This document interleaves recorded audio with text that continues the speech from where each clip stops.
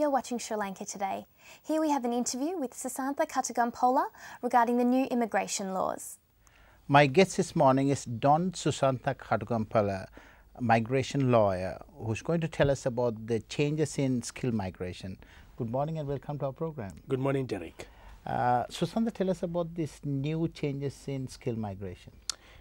Prior to 1999, we had a system where people used to apply for visa classes such as 126, 105, 106. That has changed in 1999. We have a system for skilled migration that came in 1999. Still, it is working. Okay. It's going to be changed completely on 1st of September 2007. Okay. 1st of September this year. It will be a completely new system. The immigration minister has just announced these changes, and this is going to be a transformation of skilled migration system.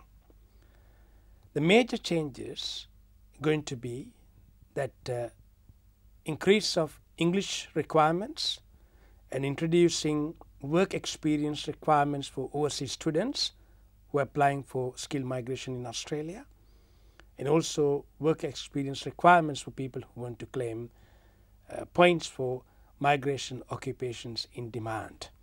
Okay. The whole system is going to be changed from 1 September 2007. Is it quite a big change? It is. It is a big change, and under this change, people will have to have better English for their skill migration. Okay. For an example, under the current system, everyone must have vocational English level. The definition of vocational English is 5 for each component in the IELTS test, which is the International English Language Testing System. It's going to be changed to 6 for each component for all the professional occupations. Basically, every applicant that applies for skilled migration as a professional must have 6 for each component in the IELTS test as a minimum requirement, and then they'll be able to obtain 15 points for that. Okay. If they want to get 25 points, then they need to be highly proficient in English. Then they must have 7 for each component in the IELTS test, Okay. which is a big change. And 5 for each component, the vocational English requirement will still remain for trade occupations such as motor mechanics or carpenters, and people who wanted to come under designated area sponsored category with family sponsorship from a designated area in Australia, they must have 5.5 average, and then they still have to pay a tuition fee to upgrade their English requirement. Is that right? And the whole system is going to be changed, and it's a tough English requirement. And also, overseas students who want to apply for skilled migration in Australia, they will be restricted to apply for permanent residence in Australia. Basically, only 3 categories will be able to apply for permanent residence in Australia. And what are the 3 categories? One, if a student completed a PhD in Australia with 2 years full-time study.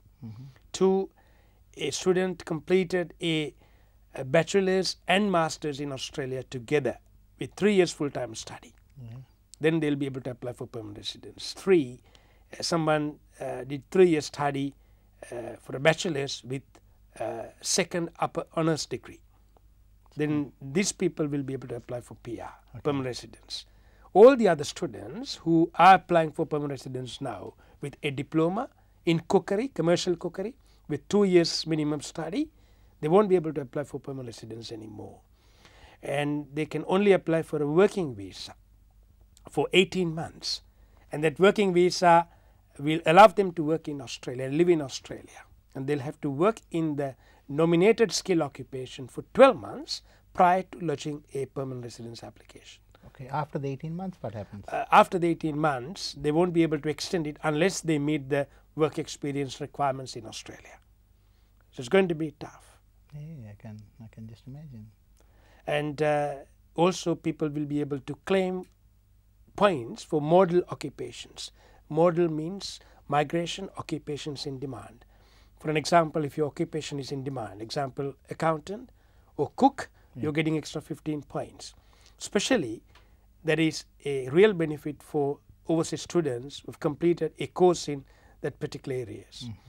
But that's going to be changed. You can only claim points for model occupations if you have 12 months experience for that occupation after completing your studies.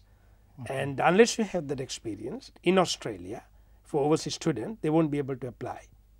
And but people who are applying with these model occupations from overseas, they should have the work experience as a threshold requirements for their migration application.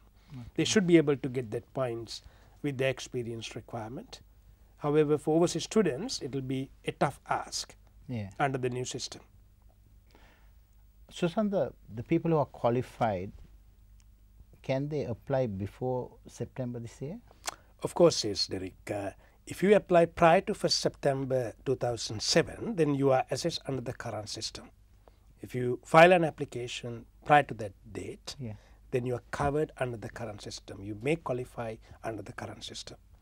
People who may qualify under the current system may not qualify under the new system after 1st September, especially with the higher English thresholds.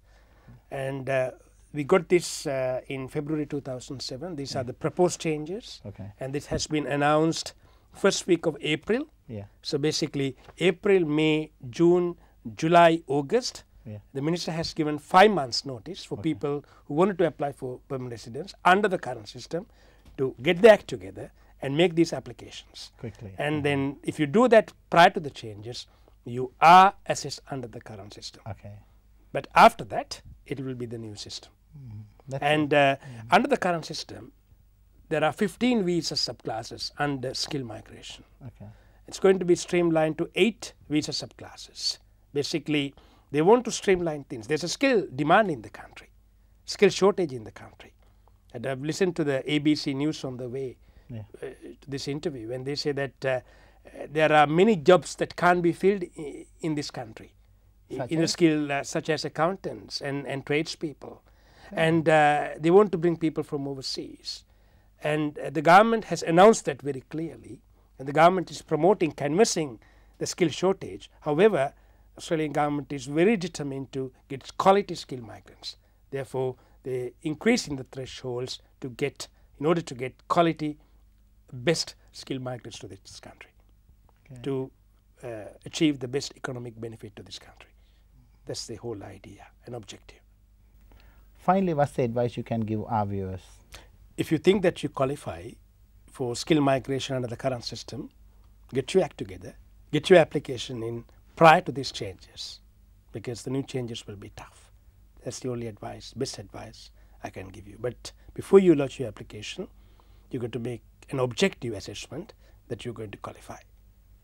And some overseas students might qualify under the new system.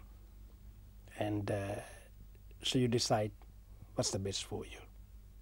Thank you, Susantha. That's great talking to you. I always enjoy talking to you. Thank you, Derek. Thank you very much. Thanks. Cheers. That's the end of our program. It's going to be a big night, no doubt, for every Sri Lankan cricket fan as Sri Lanka play New Zealand in the semi-final of the World Cup. New Zealand themselves, no doubt, will be spurred on by the fact that it is Anzac Day going into the morning. And Tatum, how are you spending your Anzac Day? Anzac Day, probably like every year, I'll stay home and watch the football. I barrack for Collingwood, so hopefully they'll beat Essendon. Okay. Yeah. Well, until next week, any feedback, please email us at srilankanmorningshow@gmail.com. And by next week, we will know who is the 2007 World Cup cricket champs.